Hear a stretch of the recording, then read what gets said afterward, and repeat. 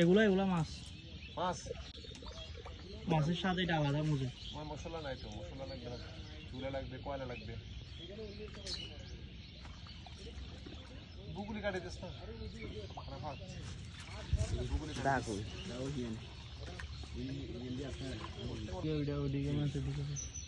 উঠছে রে ভাষাটিয়া জালে তোলে সেটা আছে মোটামুটি। সাপটা করলে কি করবেন? কালাপিয়ে তাই না, ময়লা লাগবে ওখান থেকে উঠে ফেলেন। ময়লা তো লাগবে। ও এটা নিয়ে তো লাফেছে, ইনশাআল্লাহ লাফেছে রে। ইয়েস, আবার একটা বড় তেলাপিয়া। হ্যাঁ আরেকটা এটা তো ছোট।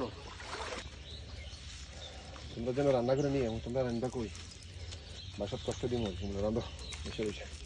একটু দূরে থাক, জলে পানি পড়ে।